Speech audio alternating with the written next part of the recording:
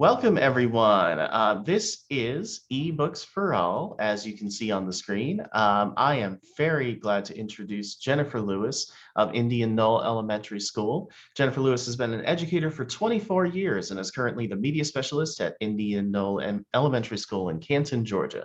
She is a Microsoft Innovative Educator expert, global Minecraft mentor, Apple teacher, Seesaw ambassador, Flipgrid student voice ambassador, and Nearpod certified educator. Jennifer was named the Georgia Library Media Specialist of the Year in 2018, and I am glad to have her here. Take it away. Thank you so much, Jeff. I appreciate that. Hi, everyone, and welcome to eBooks for All, supporting students and engaging stakeholders. My name is Jennifer Lewis, and I am the media specialist at Indian Knoll Elementary School in Canton, Georgia. Here's my Bitmoji heading off for the summer, if you can see that. We are a kindergarten through fifth grade school in Cherokee County, and my school has about 830 students that I serve. And I am thrilled to be here today to talk to you about my love of EBSCO ebooks. I was first introduced to this amazing resource by my friend and colleague, Eden Clark, who is the sweetest person in the world and an amazing media specialist in DeKalb County. We were chatting at the Georgia Library Media Association Summer Institute about 4 or 5 years ago. And I don't remember how the topic came up, but I do remember that she sold me immediately on EBSCO ebooks. And I went home after the conference. I thought I have to know more about this. So I went home and started investigating right away. And I noticed that there were books available on almost every nonfiction topic and fiction books that are part of some of our most popular series. Many of the titles that are available in EBSCO ebooks are books that I have purchased for our library. And since then, EBSCO ebooks have been a part of almost every project that I have collaborated with my teachers on. So in case you're like me 5 years ago, I'm going to show you how to access and navigate EBSCO ebooks first today. So you start by going to the Galileo website, galileo.usg.edu. And if you're off campus, enter your Galileo password. And this is in the K-12 section. You're going to click on EBSCO ebooks, K-8 collection. And here is the current interface that users see when they get started.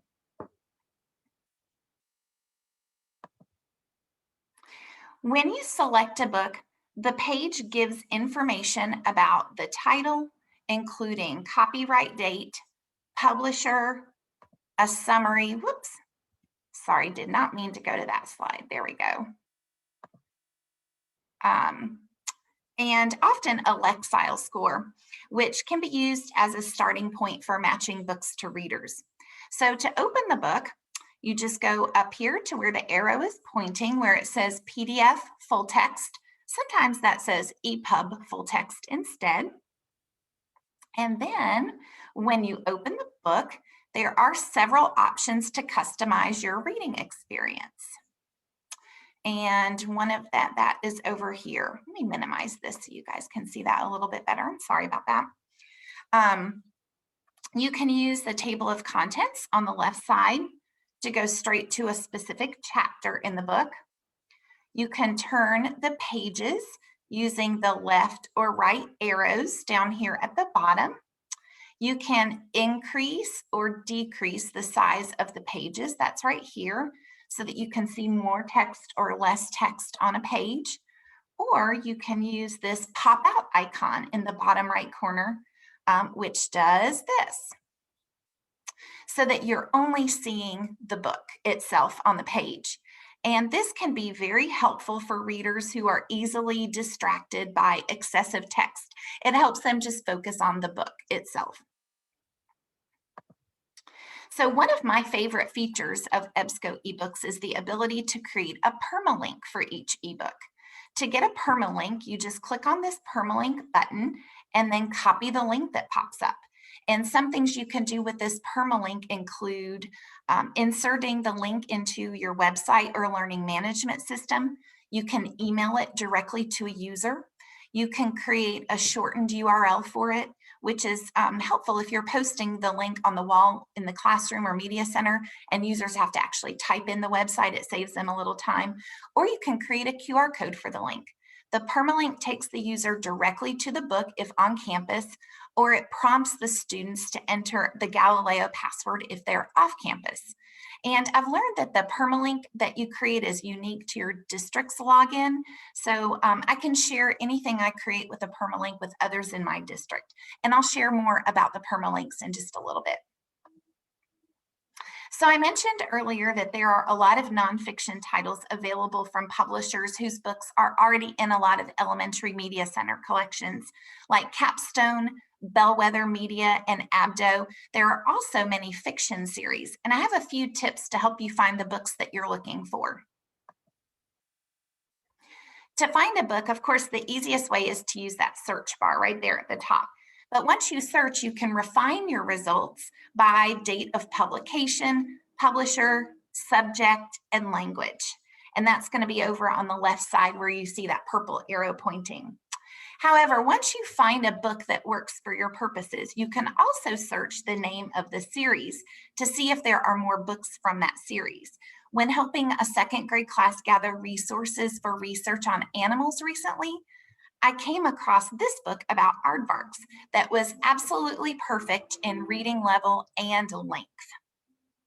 And I noticed that it was part of the Blast Off Readers Animal Safari series.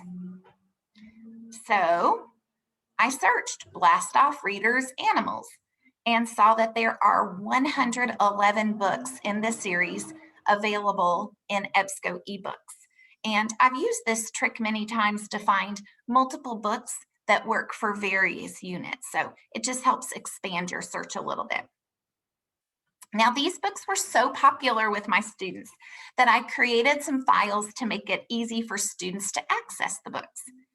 I printed these out and gave them to teachers to post in the classroom for students to read.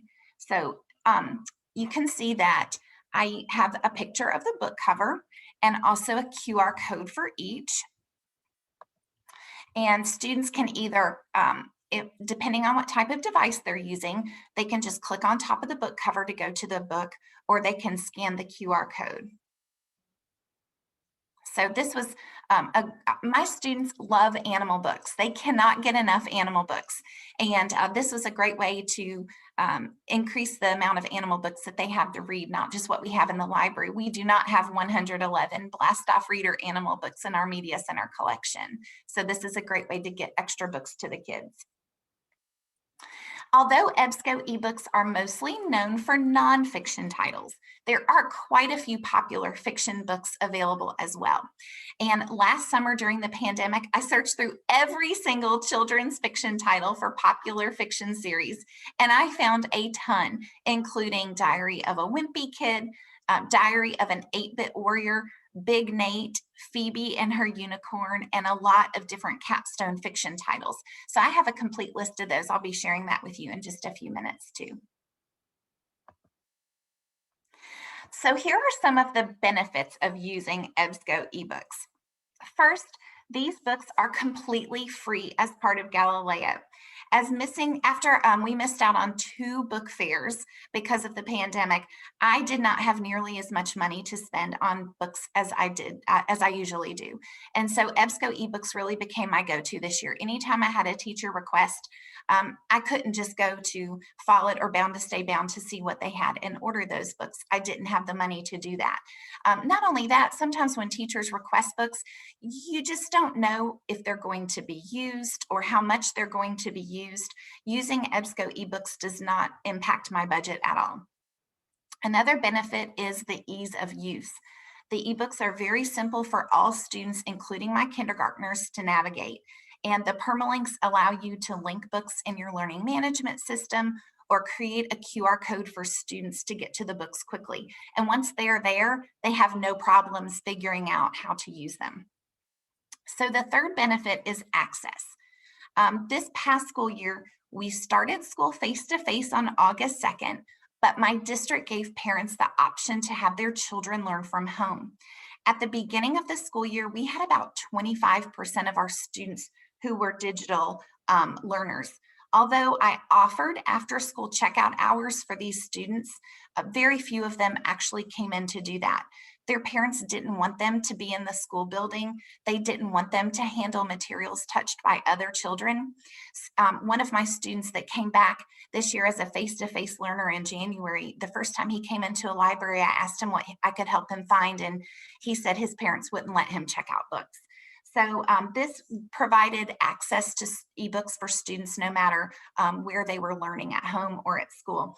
Previously, I think it's been an issue of equity to have ebooks because some students didn't have devices. This year, I felt like it was the opposite. We had students who were learning at home who didn't have a way to get to school to check out actual books or didn't have somebody who could pick up books for them. But my school gave all students the opportunity to check out a laptop, so they all had, and a hotspot. So they all had access to a laptop or some kind of device that they could read on. So it really gave access to a lot of students who didn't have access to books otherwise. Another benefit, I think, is that ebooks are much more popular when they used to be. When I first started in the library 10 years ago, my students did not want anything to do with ebooks. They would come in to check out a book and say, yeah, I have this on my Kindle or I'm on my iPad, but I just want to hold the book in my hands. And I don't see that quite as much anymore. I think that probably for a few reasons, because of the pandemic and having a little bit more limited access to public libraries and school library, they're starting to see the benefit of ebooks and enjoy them more. My public library system is wonderful and now has, our students have access to all of their ebooks on Sora with their student ID number. And I think that that has really helped them see the benefits of ebooks, and they're starting to be more popular. And last, ebooks also, EBSCO ebooks allow unlimited users. So all of your students can use the same book at the same time. A few years ago, my district adopted new ELA rigorous curriculum design units, and many of those units require students to research certain topics, and they're all researching the same topic at the same time. And for example, kindergarten does polar animals in the winter. Well, I only have a limited number of books about polar animals and not enough shelf space or budget to purchase anymore. So having these ebooks means no more sharing books. I just provide a list of book covers and links or QR codes to the teachers so that even those kindergarten students can easily get to them. And this helps a lot with teacher requests as well. A few years ago, a teacher asked to borrow the book Squirrel's New Year Resolution, which unfortunately had already been checked out to another teacher. So I checked EBSCO ebooks, and sure enough, it was available there. So I sent the link to that teacher and then to other teachers in her grade level so that they could all use that book.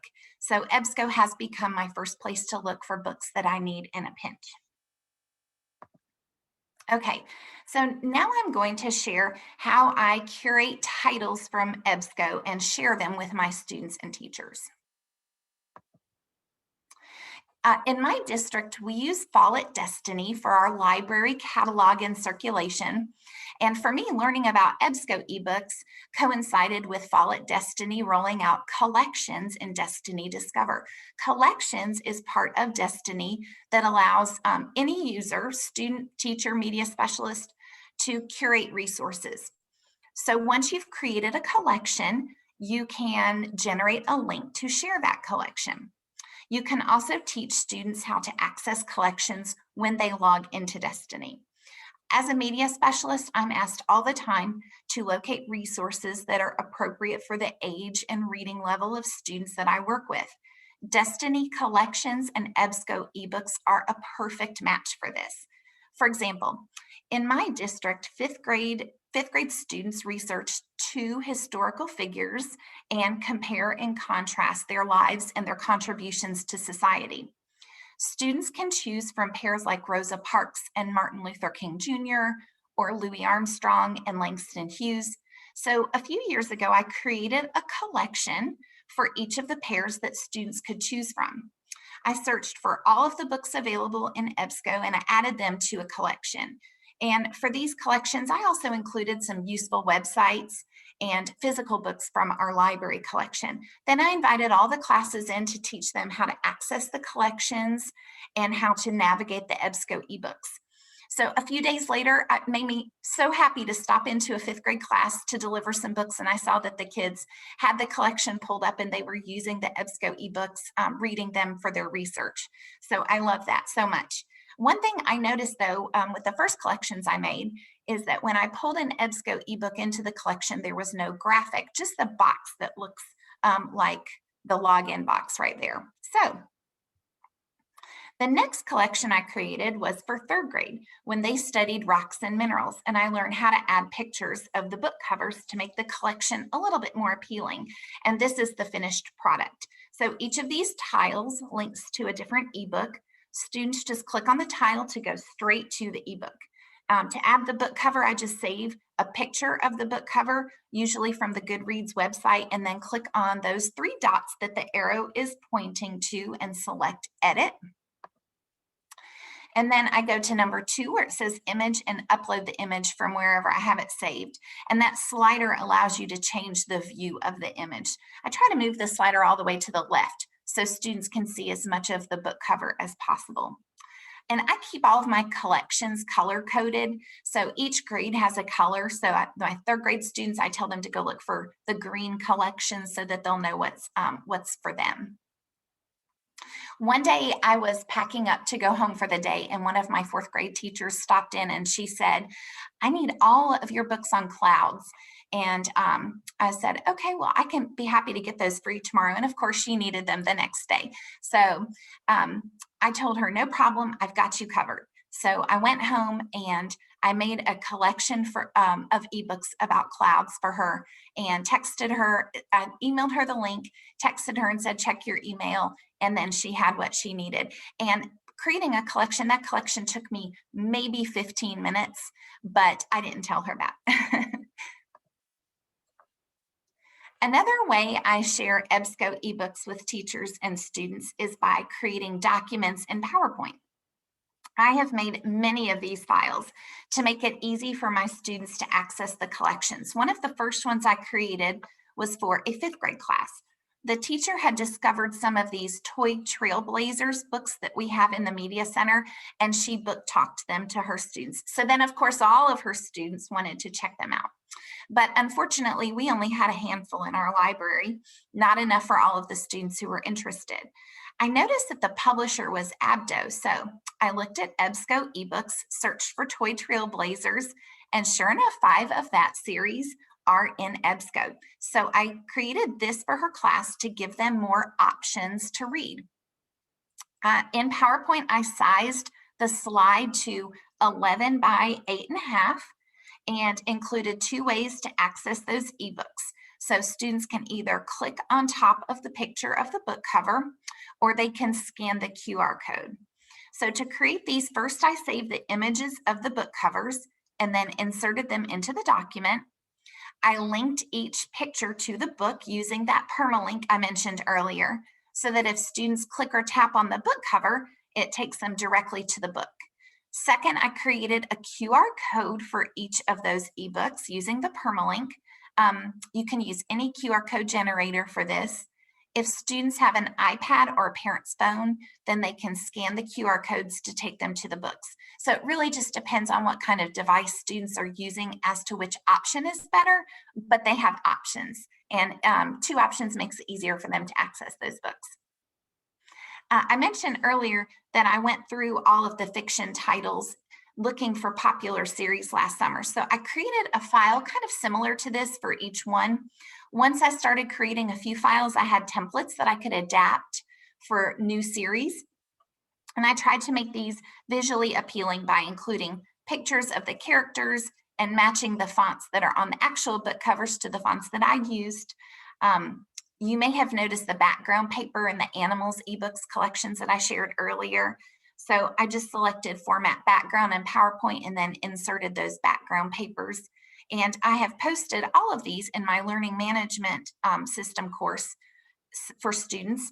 And I've also shared them by emailing them directly to parents, or sent in announcements, or printed and hung up on the wall. And I share these with the media specialists in my district, and one of them created this. So she just printed them all out in color, and students come into the media center and they scan the ebooks, scan the QR codes with their iPads, and then they can pull up the ebooks there. I think she has these in a hallway outside the media center so that students can get to them easily. So you can also email these files directly to parents, or send them in messages in your learning management systems message section. This is a good option for seasonal collections when you want to make sure students are reading over a break. I have 3 pages of Thanksgiving ebooks that I always make sure I send out to parents right before we go out on our Thanksgiving break, so students have something to read. And I also try to incorporate these into as many lessons as possible so that students know exactly how to access and navigate the ebooks. My hope is that when parents see them, then they'll share them with their parents, and the kids will know, or they'll share them with the kids, and then the kids will know exactly what to do with them. I communicate with parents in Class Dojo and share our Galileo password in as many places as possible, including Class Dojo, our learning management system, email, and I set up a display of subscription usernames and passwords at meet and greet and curriculum night so that parents have access to this. So here are some of the other PowerPoint files that I created. There's Big Nate, Diary of a Wimpy Kid, Mythomania, my 4th graders love these. The Sisters Grimm. Don't think all of the books in this series are available in EBSCO, but enough that it gets their interest, gets them hooked. And my kids love those Jason Strange books from Capstone. There's also DC Super Pets, Boxcar Children, graphic novels, Field Trip Mysteries, Guinea Pig, Pet Shop Private Eye, Kylie Jean, Jake Maddox, Max and Zoe Ravens Pass, so many great books. One of my more reluctant readers had just discovered the Jason Strange books right when school ended last March. And so it was no problem because I sent his mom that document I created with the Jason Strange ebooks, and he was able to continue reading those through the pandemic, even though he didn't have access to our school library at the time.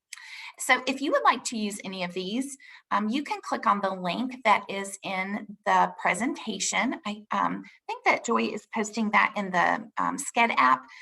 And if not, you can contact me if you don't see that. And I can share with you the folder where I have all of those files created. I did include the PDF and PowerPoint versions. Since the PDF versions use my Cherokee County login, you may want to get the PowerPoint version so that you can change the QR codes to match the permalinks for your district login. Okay. So personalized learning with EBSCO ebooks. This is something new that I've started in the last few years. One part of my job that I love is when parents ask me for book recommendations for their kids. Sometimes I'll email them a list of books that they can look up on their own, or sometimes I'll pull some and invite them to come into the library and look at those books with their children. But one day I received a request from a single dad who I know works a lot of hours, and I wanted to make it easy for him to read with his son Cooper. He said that Cooper was very interested in baseball, and he wanted to find something that was written at a lower level that his son could mostly read by himself with just a little assistance. So I searched EBSCO to find ebooks that fit the bill, and I evaluated all of the results for their reading level and interest, and came up with this document where I put together books that Cooper could read to his dad. And I emailed this home to Cooper's dad so that they could read those books together. And he was very appreciative and said that they read these books together multiple times. Soon after that, I created this document for a student who loves trains, and he also had some behavior issues. So he kept these documents in his desk and he used it when he got frustrated and needed a brain break. And I also created another one for a student who's obsessed with weather, who was traveling during fall break this year, and his mom said that he needed something to read while they were on the road. This idea can Jennifer, we had a question. Yes, please go ahead. Sorry to interrupt you, Jennifer. Oh, no, Yeah, we just had someone comment about the ProQuest eBook Central collection. While you're talking about all the different things available, do you have anything to say about that versus the EBSCO? I do not. I haven't used that personally. I'm sorry. Thank you. I will look into that though. Thank you so much. This document was created for class interest. I had a class of students in second grade a couple years ago. They were obsessed with magic and they fought over magic trick books when they visited the library. So I created this collection of ebooks about magic for them and printed it out. I delivered it to their classroom and showed them how to use it. And the teacher encouraged students to get an iPad and scan the QR codes during reading time. And the students loved these books. They loved having something that was interesting to them, something on their reading level that could help them build confidence as readers. And I thought it was a great way to personalize learning for our students by helping them find books they enjoy. So this year I offered a new service to my students. I created a personalized selection of books just for them if they requested it. I originally thought this would be perfect for our students who are learning at home and didn't come into the library as much. But I had just as many in-person students request books as at-home students. So I created this Microsoft form to get more information from the students about what they were interested in. Or sometimes it was parents who were filling it out for their students. And then I posted a link in our learning management system, and I also talked to the digital classes about it when I connected with them. And here's what our form looked like. Jennifer, we had a couple more in the chat.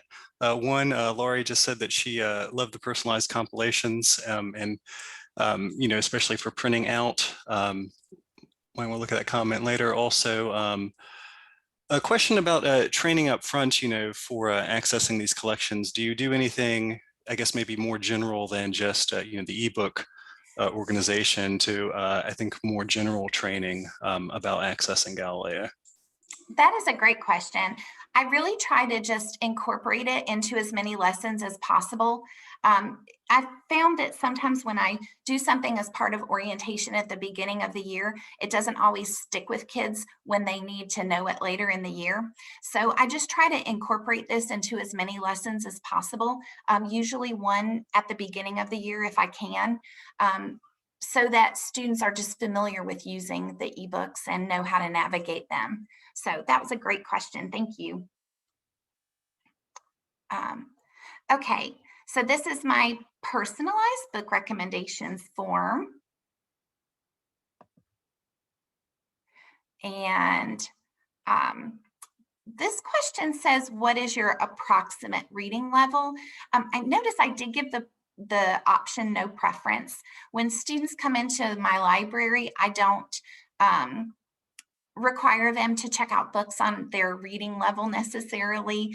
I want students to have free choice in the library. And sometimes they select books that are harder than what they can read on their own. And they take them home and maybe they read a little bit of it or somebody reads with them. And that can still be a really powerful reading experience. So that's why I included that option, no preference. And this part of the form is designed to find out more about the student's interest. These are all of the same questions that I usually ask students when I'm doing readers advisory in person. What are some of the books that you've enjoyed reading? What are some of the books you didn't enjoy reading and why? What are your hobbies or interests? Do you prefer fiction or nonfiction? And these really just help me get to know the student better and help me point them in the right direction. And last, I asked which fiction genres they enjoy. And these are the 8 genres that I use in my Media Center's fiction section. I have all of my books color-coded by genre so that students can find the books that they're looking for more easily. And the last question down there is which nonfiction topics the student might want to learn more about. And here is an example of a personalized ebook collection that I created for one of our 2nd grade students, London. He was a digital learner. He only wanted ebooks to read. When I looked at the form that he completed, I saw that he enjoyed learning about sea animals, presidents, and space. And he was a 2nd grade student reading almost, but not quite on grade level. So I created these documents to share with London and his parents. And his teacher reported that his confidence and interest in reading really increased after he had these ebooks to read. All right. So here are a few other ways that I've incorporated EBSCO ebooks into my lessons or supported school goals with EBSCO ebooks. So my school uses Biblionasium as a Destiny add-on. So Biblionasium, if you're not familiar with it, it's like a Goodreads for kids. So our students use it to track reading. They keep a list of books that they've read. They can send and receive book recommendations from friends. Really, this is just students in their class. It's a very safe environment, and teachers, or they can write book reviews. I love Biblionasium because it makes reading a more social activity where kids are really talking about the books that they're reading. And I think it encourages them to read more. One of the options in Biblionasium is to create reading challenges. So I create a new challenge every month in Biblionasium because I want my students to I want to challenge them to read something different than what they're usually used to reading. Dogman and Diary of Wimpy Kid, pretty much. So during the month of our book fairs, I try to connect the reading challenge to the theme of the book fair. For example, a recent book fair that we had was Arctic themed. So the challenge was to read a book about a polar animal. Now, for all of my students to be able to participate, I needed ebooks since we don't have enough regular books in our collection for all of my students to check out.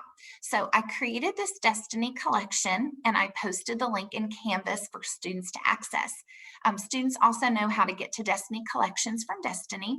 And we promoted this on our morning news show so that students would know where to look for the ebooks. So we had a lot of students who were able to participate in that challenge that month because of the ebooks. Jennifer, a quick question about the topic before last. For that personalization recommendation form, is a link to that in the presentation? Oh, I don't think it is. I don't think it is, but I will share my email at the end and that person can contact me. I'm happy to share the duplicate link for that.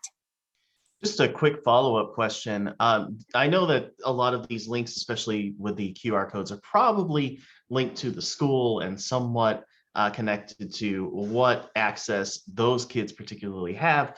But do you share out your teaching materials anywhere on a platform where others can kind of grab them and repurpose them for themselves? So there, I do have a link in the presentation to a folder with some of the files that are PowerPoint presentations that can be adapted and changed. But if anyone sees anything that they would like a copy of that's not in that folder or anything in the presentation that I haven't shared, then I'm happy to send that out. Very cool. Thank you. Yeah. And Yeah, Jennifer, I'm happy to. Yeah. And just while we're stopped, Lori had a comment about for high school folks, Junior Library Guild will do online book fairs for them. Is that something you have a comment on? I don't do Junior Library Guild, so I don't know much about that, but I did not know that they did online book fairs. So thank you for sharing that, Lori. That's good to know. Very good. We usually, I always use Scholastic. We've had a few in our district who have done a fall at book fair, but now even Scholastic isn't doing a theme anymore. So, or at least they're not for this fall. So we're having to come up with our own theme. So I don't know how that will affect my reading challenges this year if we don't have a theme. Thank you all very much for your questions and comments. All right, so I recently developed a OneNote breakout game about various types of reference sources, dictionary, thesaurus, almanac, atlas, etc. This was for my fifth grade students. My fifth grade teachers wanted something that would help them kind of review all of the reference sources that they had learned about. So a OneNote breakout game is a type of breakout EDU game that uses a Microsoft OneNote notebook to store all of the clues. Now, most breakout EDU games have a box with locks, and students have to solve challenges, and then each challenge gives them the clue to unlock the one of the locks on the box, and their goal is to unlock that box before time expires. So OneNote breakouts are a little bit different. They may or may not have a box and may or may not have locks, but the main purpose is that all of the challenges are over here on the left side, and each section in a OneNote notebook can be password protected. So after I create the entire notebook, then I open up the OneNote app and lock all of the sections so that the students can't get into the next section unless they solve the challenge. So if they finish all the clues in the notebook before time expires, and that's usually around 45 minutes, they break out, which means that they win the game. So as I was creating these challenges, when I got to the Atlas challenge, I realized I do not have enough atlases for my entire, all of my groups to use. And I didn't have enough of the same type of atlas for them. So I went to EBSCO eBooks and looked for an atlas, and I found the perfect one. So I just copied the link into the notebook, and when students got to that challenge, they clicked on the link to read it. And here is what that Atlas challenge looked like for them. So students clicked on the link, and then they used the index in that ebook to locate Peru. And they looked for the answer to the question, what is the name of the ancient city in Peru? And this is the atlas that I used. It's very kid-friendly, very engaging. The text features are laid out so that students didn't have any problems finding the answer to the question. I used this breakout game with in-person learners, and then I adapted it to use it with my digital fifth grade class. And this challenge was one section. I didn't have to modify it all for the digital learners since they could access the atlas as well. The only thing they needed was the GALILEO password. They didn't have to have a physical copy of the atlas to participate. Okay. I also use EBSCO eBooks to support what my teachers are teaching in the classroom. So here are a few examples from my colleague, Holly Pope, who's the media specialist at Ball Ground Elementary School in my district. The first one shows an example of a QR code that she created for that kindergarten polar animals unit that I mentioned earlier. These were posted in the classrooms so that students could just take their iPads and scan those QR codes on their iPads. She also created a link for this book about the Trail of Tears for her fourth grade teachers. And she sent links that her teachers pasted into their learning management system courses.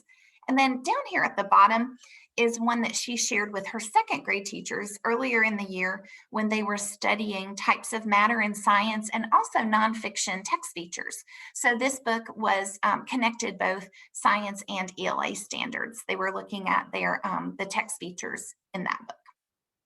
Holly said she always asks her teachers if they prefer links or QR codes, and then she'll send them either one based on their preference. Her teachers often use iPads while they're teaching, and they cast their iPad onto their board through Air Server. So the QR codes work best for this so that students can scan the QR codes that are on the board.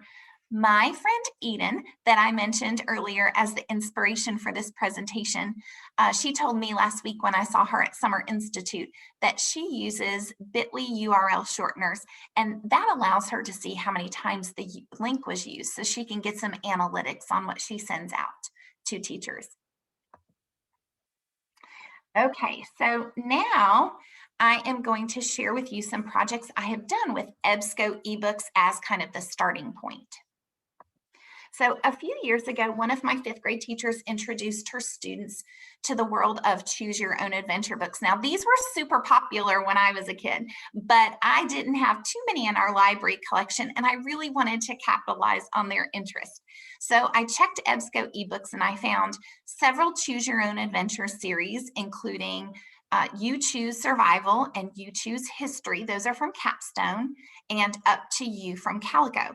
Another teacher at my school and I run an after-school technology club. We wanted to take our students' interest in these books a step further. So we use them as a catalyst for an activity to have students write their own choose your own adventure stories using the branching feature in Microsoft Forms. So the links are embedded in the presentation here. This first link, the disastrous hurricane, is a link to one of the choose your own adventure stories that our students wrote. This is the little girl that wrote it. And this is a template that you can use, the duplicate link for a template. So you can use that to have your students write their own choose your own adventure stories. Jennifer, before you continue about projects, we had a question about technology. What do your teachers use to project iPads onto screens?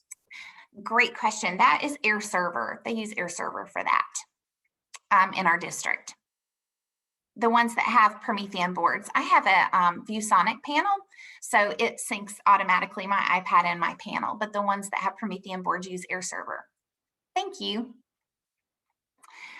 Okay, so this is an example of a choose your own adventure book that's in EBSCO. This one is Can You Survive an Earthquake? And I just took a screenshot here of one of the pages that has students make a choice. And you can see down here at the bottom, this is super simple to navigate for kids, because when they get to a page where they have an option like this, they just type the page number down in the bottom and it takes them straight to the next section of the book that they want to go to. So after they did some reading, then it was time for students to write their own stories. So we gave them a paper template first to write their story, because the forms template that I mentioned is a little difficult to navigate and figure out. So it was helpful for them to start with a paper copy first.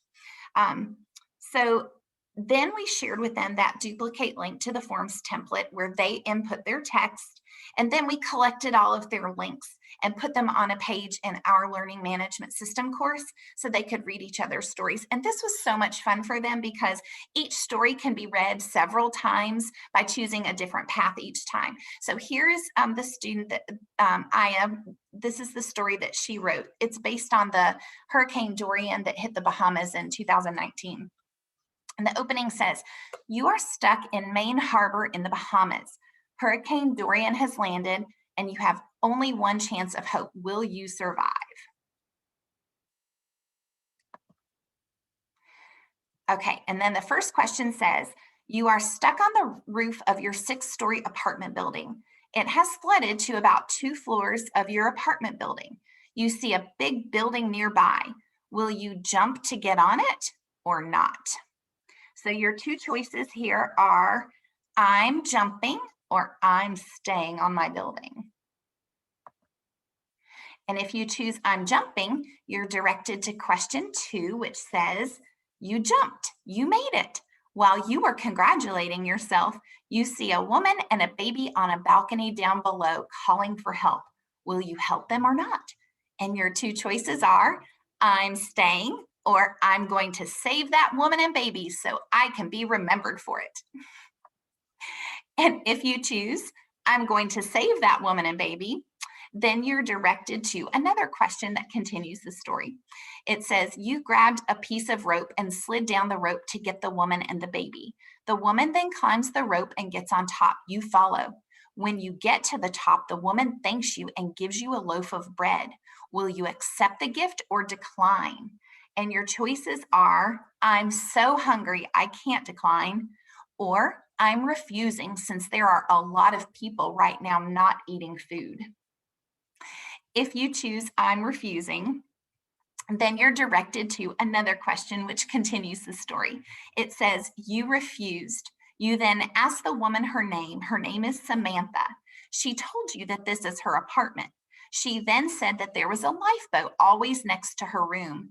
Samantha then asks if you want to help her find it. Will you try to find it?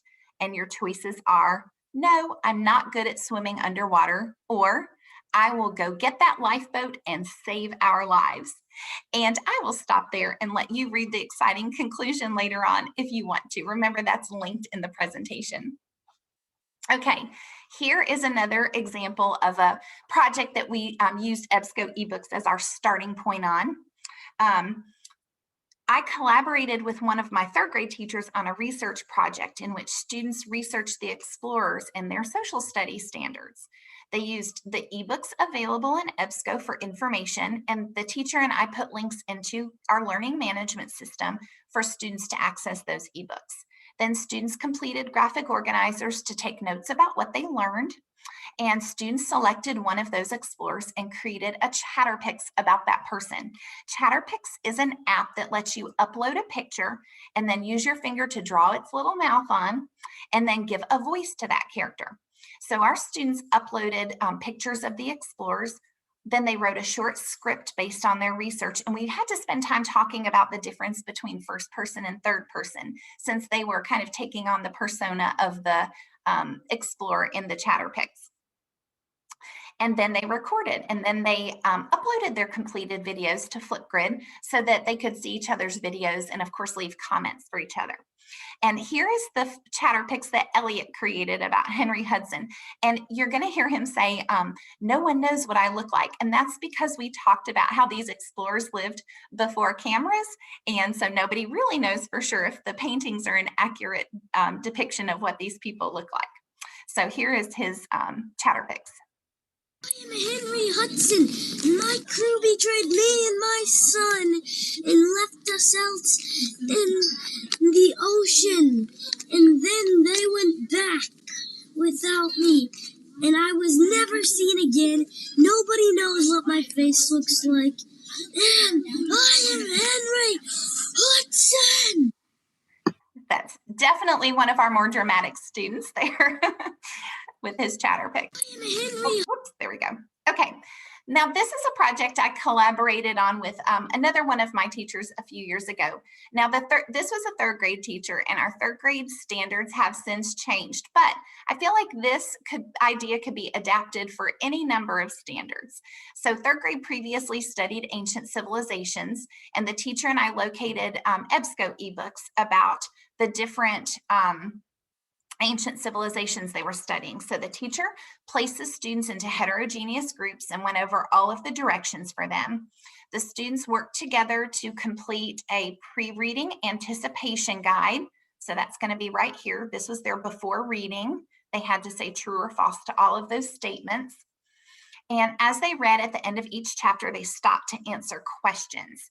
And those were linked over here on her website. So they had a Microsoft form that they completed just to ensure comprehension before moving on to the next chapter. And then after reading, they went back and they revisited that anticipation guide and said true or false again to see if their predictions were correct. And then students created a presentation to share with the rest of the class. And so this was a great way to have students jigsaw their learning. Students became an expert on one aspect of the content, but they still learned all of the content by listening to the other group's presentations. So I could see this being adapted for life cycles in second grade, Native American tribes in third grade, events that led to the Revolutionary War in fourth grade. There's just a lot of ideas that could be adapted. Okay, and here is a project that I collaborated with my gifted teacher on. This was her third graders, and we did this toward the end of their Native Americans unit. We had students select one of the tribes that they learned about. Students used EBSCO ebooks to complete a graphic organizer with information about that tribe and the region of the country where they lived. The Native American Indian Nation series from Learner in EBSCO ebooks was perfect for this project. Then students built a Native American home in Minecraft. They also had to include natural resources, food, and cultural artifacts in their build. At the end, they use the book and quill to take pictures. In Minecraft, these are really kind of screenshots of what they have created. And they exported those as a PDF file to share with the teacher and with the class. So this picture on the right is from one group's book. The caption says, "This is a boat that Inuit people made. They used this to go out on the water. This was important because they ate seals, whales, walruses, and otters. In the summer, they ate berries." And here is a picture from our learning management system of the graphic organizer that students used before they started their build. And then there were directions over here for the project that showed everything that they needed to do to save their work and to take those screenshots. Okay, so those are all of my ideas. I do have several goals for using EBSCO eBooks next year. During Hispanic Heritage Month, I am working on a display to put outside the Media Center with pictures of famous Hispanic Americans.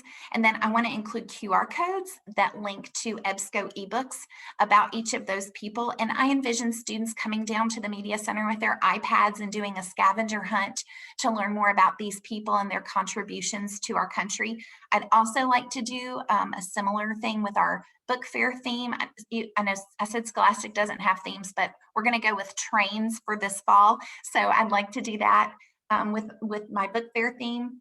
And this past year, I did a lot of modeling how to use EBSCO eBooks with our students, like in kindergarten and first grade story times. I would pull them up on my board and show students how I got to them.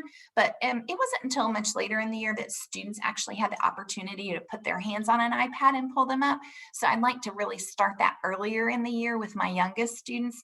So those are my goals for next year. I would love to hear your ideas or things that you think that you could do with EBSCO eBooks also. And this right here is all of my contact information. Here's my email and my Twitter and my Instagram. And I am happy to share anything from the presentation, or if you have any questions, I would be happy to answer those. So I'm going to go back and Jennifer, we have one question about Minecraft. Lauren Knowlton wants to know if this was using the Minecraft Education Edition, and if so, do you have a school subscription to it? Yes, my district does use Minecraft. We are a Microsoft district, so that's included as part of our Microsoft license. So we do have Minecraft Education Edition for all of our students. Yes.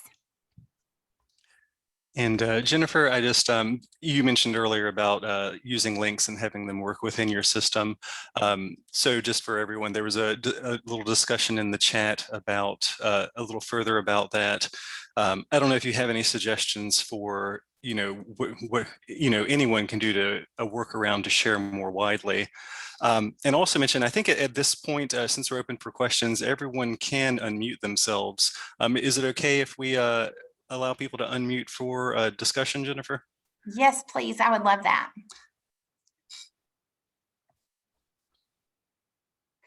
Yeah, I actually didn't realize until last week about the QR codes that it was the permalinks were specific for our district's login. So I sent one to a friend of mine in another district and asked her to test it for me. And when she scanned the QR code, it said Cherokee County Schools needed the Cherokee County Schools password. So that's why I changed that folder to include all of the PowerPoint files, not just the PDFs, because if someone is in another district, I'm guessing that they're not going to be able to use the PDFs. They'll have to go into EBSCO and find those books and create their own QR codes and change the QR code I have to their district's QR code, unfortunately.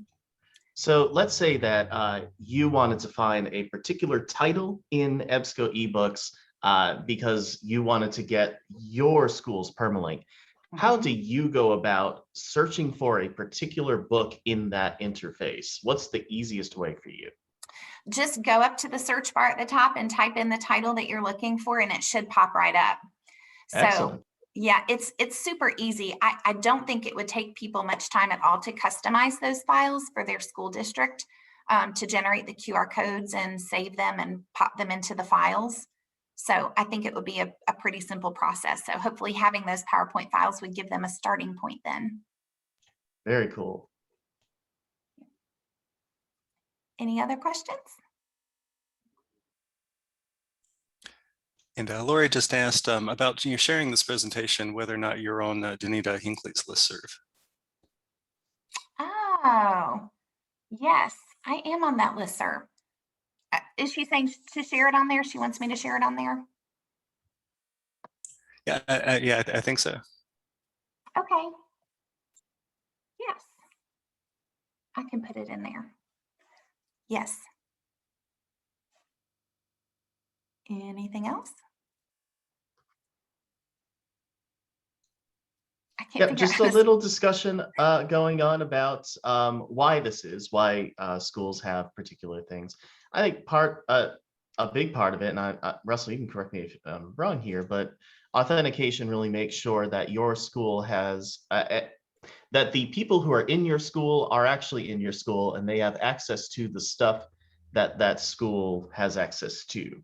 Yes, Because that's not part of every it. place has the same access, correct? Like some people subscribe to other things.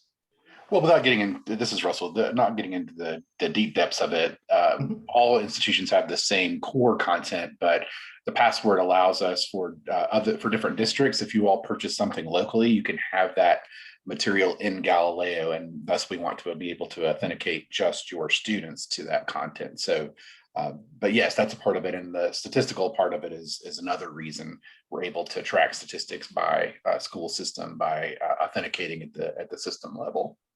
Yeah, and those are for decision-making purposes and internal purposes only, not for third parties to take from us, correct? Correct. Okay, cool. Just to make sure, because when I hear data collection in the era of the pandemic and post-pandemic era, people get a little bit wary that that data is going somewhere else, but not with Galileo.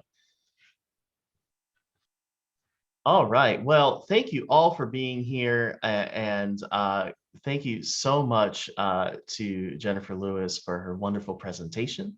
I'm going to stop recording now, and you can all take a very cool lunch break before the next presentation happens. Thanks so much. Thank you, Jeff and John and Russell. Thank you all for your help.